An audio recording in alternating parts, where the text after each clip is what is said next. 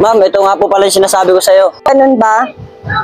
Pagkakatiwalaan ba yan? Alas kapatid ko na naturing ko sa kanya eh. Kaya tiwalang-tiwala ako dito. Sigurado ka, Sander, ha? Yes ma'am, di ba Rafael? Pagkakatiwalaan mo po ako, ma'am. Yun. Sige na, Sander. Malakad pa ako eh. Tol, okay lang ba trabaho dito? Oo, tol. Okay lang, tol. Nakaka-relax nga dito eh. Nawawala boring ko eh. Sander? Oo ma'am. Mga pala, Sander, pakilagay na lang yung mga hollow blocks doon, ha? Kami sa tiwala. Kaya Sander, Rafael, ha? Maiwan ko na kayo, ha? Sige po, ma. Oh, Raven, ba't malungkot ka? Kasi kuya, nagugutom na po ako eh. Ganun ba? Sige, Raven. Ito, didiskarte ako. Uy, tol. Bakit tol? Kakapalang ko na nga yung mukha ko, tol, ah. May pera ka ba dyan? Kapabayad lang namin ng kuryente at tubig eh.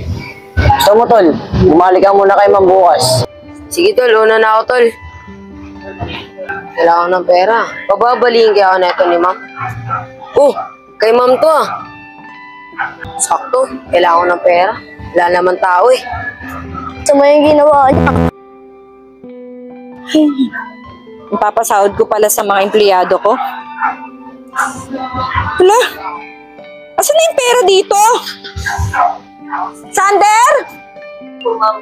Sander, nakita mo ba yung pera ko dito? Wala po ako napansin. Sander, nagmamaang-maangang ka pa eh. Ikaw lang naman na nakakaalam na may pera dito sa jacket ko eh. Wala po talaga ako kinuha ng pera dyan. Talaga pagkakatiwalaan, Sander. Simula ngayon, si Santi ka na. Wala naman talaga akong ninakaw na pera eh.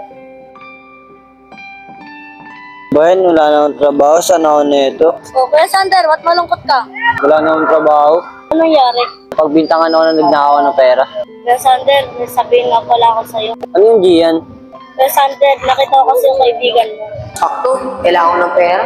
Wala naman tao eh. Sama yung ginawa niya. Maraming salamat Gian ha. Sige, punta ako muna kaibigan ko. Pael, tado ka. Pati ako napagbintangan na nagnakaw ng pera ni mama. Sasabi mo, tol. Tapos tama ka na naman, ah. Bago ka tol, nawala pa ako ng trabaho dahil sa'yo. Pinagsasabi mo, tol. Tapos tama na ito. Oo nga, ka pa. Nakita ka na ni Gian. Tama mo. Bala ka nga dyan.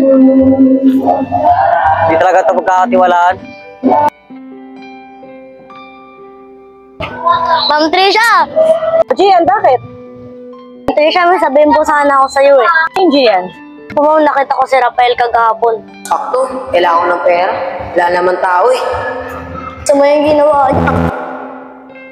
Ito ba yung Gian? Opo, ma'am. Sige na, Gian. Umuwi ka na. Ako nang bahala. Salamat po, ma'am. Kailangan ko pala matawagan ko si Sander.